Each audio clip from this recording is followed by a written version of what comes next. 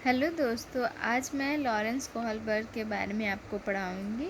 Lawrence Kohlberg ने नैतिकता के सिद्धांत प्रस्तुत किए थे। इस सिद्धांत में बताया गया है कि नैतिकता हम सही गलत के बारे में कैसे जानते हैं। नैतिकता मोरालिटी यह गुण वह होता है जिसमें हम सही गलत की पहचान होती है। बच्चे अपने सामाजिक परिवेश से ही नैतिकता और अनैतिकता को जानते हैं। कोहलबर्ग एक अमेरिका के मनोविज्ञानी थे जिन्होंने नैतिकता का सिद्धांत या नैतिकता विकास का सिद्धांत हम कह सकते हैं दिया था। कोहलबर्ग ने अपने प्रयोगों में छोटी कथाओं को उपस्थित कर उसमें संबंधित नैतिक समस्याओं के संबंध में प्रश्न पूछते हैं। उनके द्वारा पूछे गए सभी कथाओं में से एक लघु कथा निम्न है। यूरोप में एक महिला मौत के कगार पर थी। डॉक्टरों ने कहा कि दवाई ऐसी एक दवा है जिससे उसकी जान बच सकती है। वो एक तरह का रेडियम था। इसकी खोज उस समय शहर के एक फार्मेसी में की गई थी। दवाई बनने का खर्च बहुत अधिक था। दवाई वाला दवाई बनाने के खर्च 10 से 10 गुना ज़्यादा मांग रहा था। उस औरत का इलाज करवाने के लिए उसकी पत्नी ही उसके पास गया। उससे वह जानता था उसे कुछ पैसे ही उधार मिले जिससे दवाई के दाम के आधे ही थे। उस दवाई वालों ने कहा कि उसकी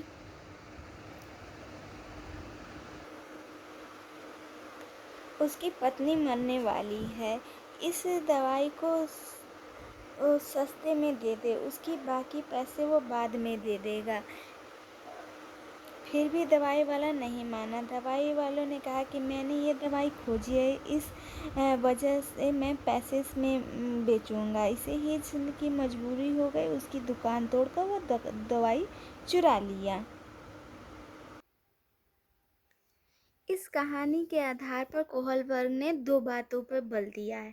एक पहला नैतिक दुविधा, जब वो चुरा रहा था तो उसके अंदर क्या फीलिंग आ रही थी, इस बारे में उन्होंने पहला बताया है कि नैतिक दुविधा सही और गलत के बारे में डिसीजन लेने में शामिल प्रक्रिया को नैतिक दुविधा करते हैं। अब हम जब सोचते हैं कि क्या हम सही कर रहे हैं या गलत कर रहे हैं, तो ये हमारा जो स्टेज है वो नैतिक दुविधा में आता है।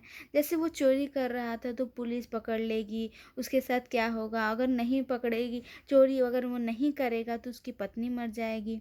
ये पहली नैतिक दुविधा थी। अब दूसरा स्टेज था कि नैतिक तर्कना, सही और गलत में से किसी एक को चुनना था। जी, अगर हिज ने चोरी को चुना, अगर वो चोरी नहीं चुनता तो उनकी पत्नी मर जाती। नैतिक कोहलबर्ग में नैतिकता के 3 स्टेज कोहलबर्ग ने दिया है। इसमें से पहला एक स्टेज है प्राक रूढ़िगत नैतिकता का स्तर, जिसमें 4 से 10 वर्ष का जब बच्चा रहता है तो उसके अंदर ये प्राक रूढ़िगत नैतिकता का स्तर आता वो विकास करता है। इस अवस्था में नैतिकता शून्य होती है, यानी बच्चे को सही गलत के बारे में कुछ भी नहीं पता रहता है। इस अवस्था में नैतिक तड़ना दूसरे लोगों के मानने के अनुसार ही बच्चा करता है। अगर दूसरे ने कह दिया कि ये सही है तो ये सही वो मान लेगा, अगर वो गलत बताया गया तो गलत मान।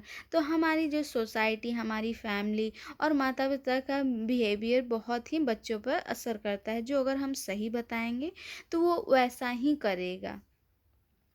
फिर कोहलबर्ग ने इस अवस्थाओं को 2 भागों में बांटा। पहले एक दंड और आज्ञा पालन का अवस्था।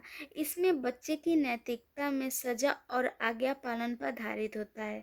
जब हिज ने चोरी की तो बच्चों ने सोचा कि अगर वो चोरी करेगा तो उसे सजा मिलेगी। और दूसरा है साधनात्मक सापेक्षता का उन्मुखता। इस अवस्था को जैसे को तैसा भी कहा जा सकता है। इस अवस्था में कोई व्यवहार उसके साथ अगर कर रहा है तो खुद भी वैसा ही करेगा। अगर बच्चे ने किसी की पेंसिल तोड़ दी तो बच्चा दूसरा भी सोचता है कि हम भी उसकी पेंसिल तोड़, जैसा वो मेरे साथ कर रहा है वो वैसा ही करेगा। उसे उस समय कुछ समझ में नहीं होती। अगर उस समय हम बताएं कि नहीं ये गलत चीज़ें हैं तो उसे समझेगा। इसमें तो फिर दूसरा ये लेवल था कि रूढ़िगत नैतिकता का स्तर, जिसमें जब बच्चा 10 से 13 वर्ष का हो जाता है, तो इस अवस्था में बच्चा दूसरे लोगों के मानकों को अपने अंदर समावेशित करने लगता है। वो समझने लगता है दूसरे के जो भी दूसरे दूसरे उसके बारे में किसी भी चीज़ के बारे में बताते हैं, तो वो समझने लगता है तथा उसी के अकॉर्डिंग सही और गलत का निर्णय लेने लगता है। अगर हम चीज़ों को बताने लगेंगे कि ये सही है, तो वो उस तरह से वो समझने लगा, अपने अंदर वो समावेशित करने लगता है। इस अवस्था को भी उन्होंने कोहलबर्ग ने 2 भागों में बाँटा है। एक अच्छा लड़का और एक अच्छी लड़की के अंदर।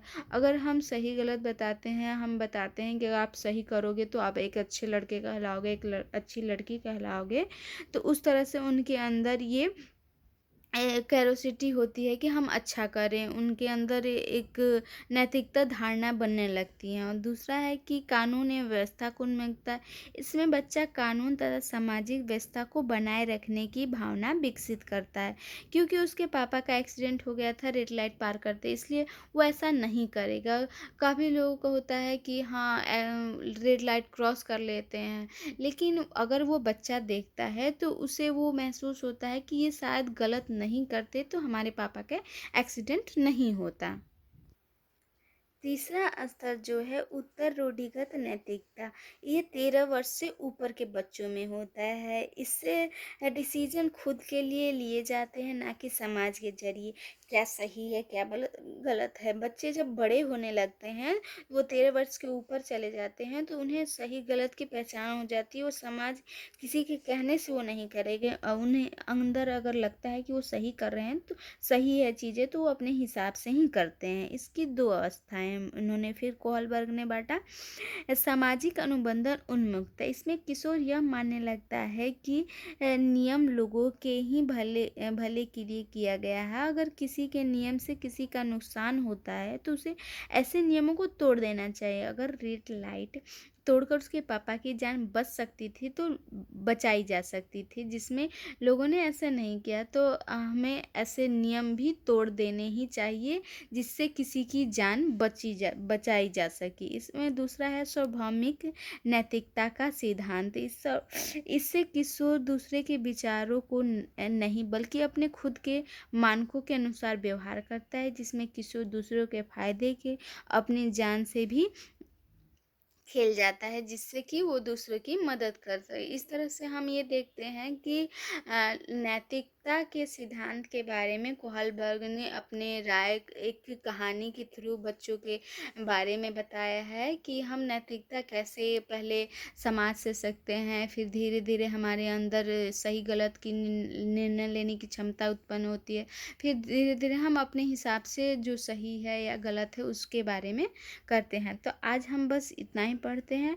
अगले दिन हम वाइगोस्की के सामाजिक सिद्धांत के बारे में पढ़ेंगे। Thank you.